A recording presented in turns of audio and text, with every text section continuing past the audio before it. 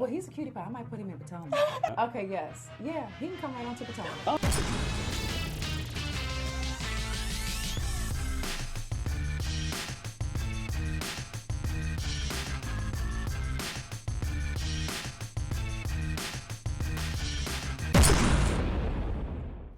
What's up, everybody? It's your boy Richie Sky. We are back with another video. I want to thank you guys so much for tuning into the channel. Listen, if you haven't already done so, hit the subscribe button down below, hit the notification bell button so you can be clued into when we drop new content right here on this channel. We do a lot of news, interviews, how-tos, and all that good stuff right here. And right now, we're going to be talking about Basketball Wives. We got a little bit of something else happening. You guys know that Evelyn is now suing OG. That's crazy. I didn't think that this whole situation would go this far.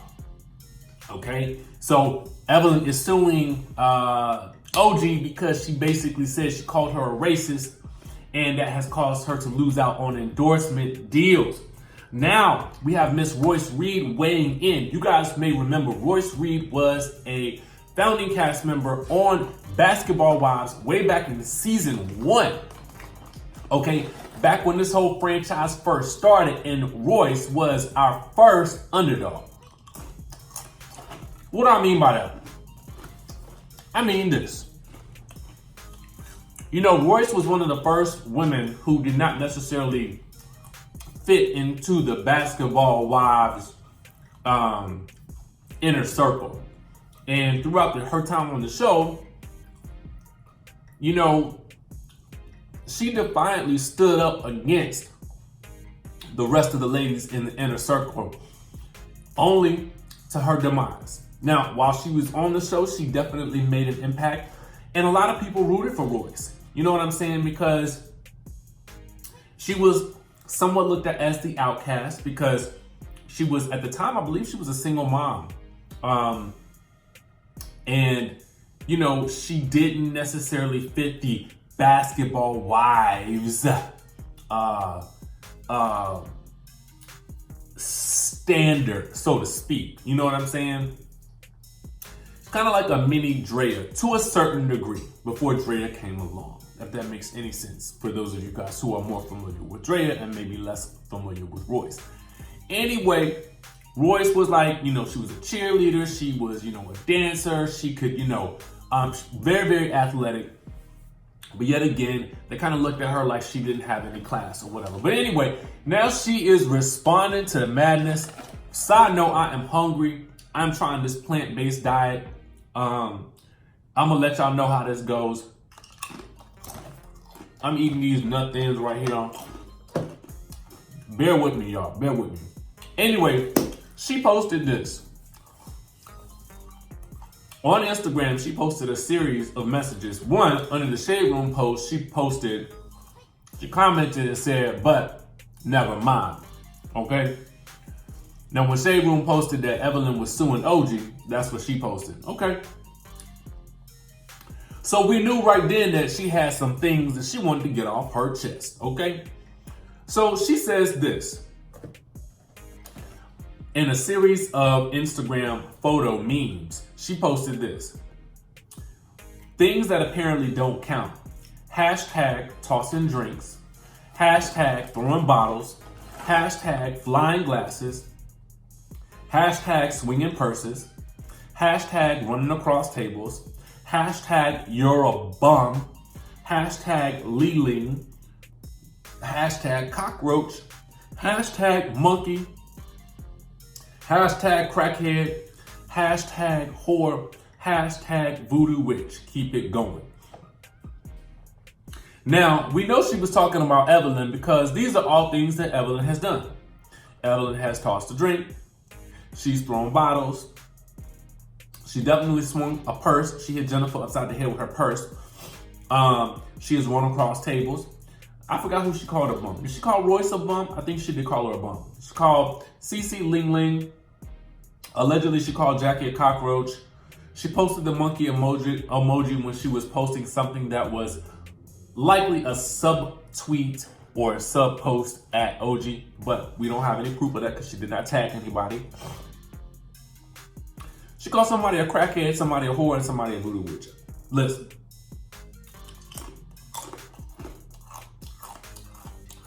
So Royce posted, my prediction is she will post a bunch of quotes making you look like the troublemaker and she will be the innocent victim once again.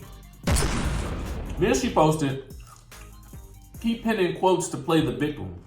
Everyone but you can see that they only reflect what you do. Hashtag grow up, hashtag communication is key, hashtag get on my level, hashtag hilarious. She also posted, you know, you can only play the victim just so many times before people start to figure out that maybe you're the problem. And finally, she posted, the truth is out so you can stop playing the victim. You dug the hole, now go bury yourself in it.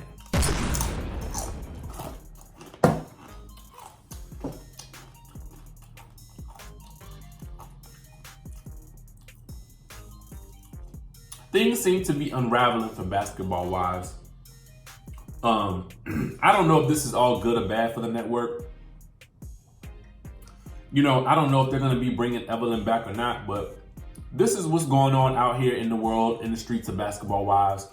Listen, Jennifer also posted something basically following up with a comment. Listen, we don't know what Jennifer was posting about this situation or not, but the timing is mighty convenient. You know what I'm saying? So anyway, y'all let me know. Are y'all here for Royce, giving her commentary on all of this? Are you guys here for Royce in general? Would you like to see Royce make a potential comeback at the end of the season or for next season? And side note, stay tuned to this video because I have some reunion tea that I did a video for yesterday, but I didn't get a chance to post it because there was so much other things popping off. So stay tuned for that right now. Here's the rest of the tea though. Now, at first, there was allegedly this troubling conversation about colorism with host Mark Lamont Hill. Mark asked the audience and the ladies if they thought that there was a colorism issue on the show after OG brought up the topic. Now, the audience allegedly overwhelmingly said no, but a very few vocal members disagreed with the consensus opinion. So then OG allegedly started to break it down. Now, according to her, and according to this article, they are saying that in order to exist in the Basketball Wives universe as a dark-skinned woman, you have to be one of the following things. 1, the person that is trying to make their way back into the group. Jennifer is the example here. Okay. 2, a lackey. We all know what a lackey is. And that example for her, or apparently, is Kristen. Okay. And then 3rd would be the outsider, the person who checks everybody and isn't here for the BS. And OG believes that she falls into that category. Now, I would almost be willing to add in Royce as someone who also fits in that category. Now, we're going to discuss that after we discuss this news, but I'm just giving you the breakdown of what allegedly occurred, okay? So then Mark, the host, immediately shot down the observations and allegedly called OG a liability. Now, listen, I don't have nothing against Mark Lamont Hill, but what I will say is this. Shawnee, let me do the reunion next year, okay? Let somebody who's a real fan of the franchise do it. Somebody who's really, really familiar with the integral history of the franchise do the reunion for this show, because I guarantee you, somebody like me can ask the real pertinent questions that the audience wants to know. Why would I say that? Because y'all are, as the audience, along with me, I see y'all comments. You understand what I'm saying? This ain't nothing. What will we get into here on this channel and what y'all comment? This is real stuff, okay? And so I feel like you guys' questions are really the questions that people want answers to. So anyway, I digress. Anyway, so allegedly OG fired back, questioning the host and asking why she's being singled out and called a liability aggressive, while others like Evelyn, and I would also probably add Malaysia and maybe even Jackie, get a pass. Now, instead of answering her question, Mark apparently responded, well, OG, didn't you threaten to break Kristen's jaw? Okay. Now, we could argue that she never did it, and that everybody has threatened to do something crazy or has done something crazy, i.e. throw a table. And listen, I don't have no beef against none of the ladies, okay? I love me some Malaysia. I have loved Malaysia since season 1, okay? But she did throw a table. I just watched that episode the other day. Anyway, the reunion apparently went to EVELYN's use of the N-word. Now, OG took the lead on this discussion also. The reality star also said that as a Black woman, she doesn't like using the word and doesn't like other people using it around her. That is fair. I have actually come to the point where it is becoming harder and harder for me to use that word, because regardless, I almost feel like this, and you guys tell me what your thought is. If we don't want this word thrown around, it's probably best that we stop using it altogether.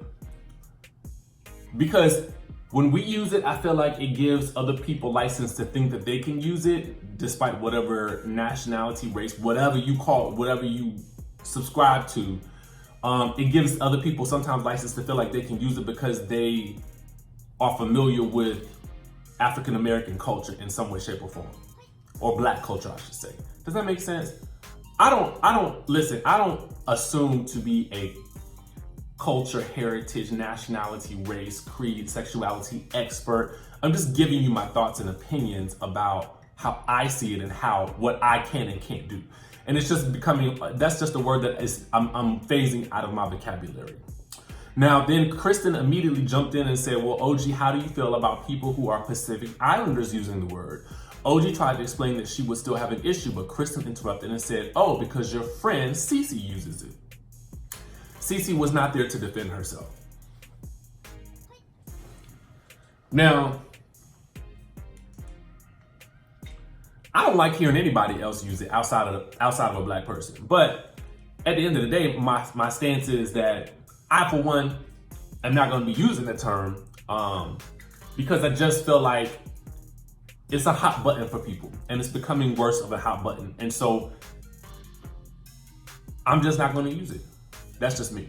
Let me know what y'all think about this down below. All right, so that's the reunion tea that we got from the media takeout. Listen, guys, Real Housewives, Basketball Wives is crazy this season. I got some Real Housewives tea from Potomac that's like bubbling under the surface right now that I'm torn about dropping because it's scandalous, and I don't want to, I try to keep things as positive as possible, but it's like, doggone it, stop doing stuff, okay? Just stop doing stuff. But yeah, that's all we got for today. Make sure you guys tune in, okay, for more updates. Be sure to catch my interview that I did with the hair doc where he talks Porsha Williams, Karen Huger, Beyonce, Nene, a whole bunch of other stuff. Get into that video. It's good and juicy, okay? Also, be sure to hit the subscribe button down below. Hit the notification bell button, and I will see you guys in the next video.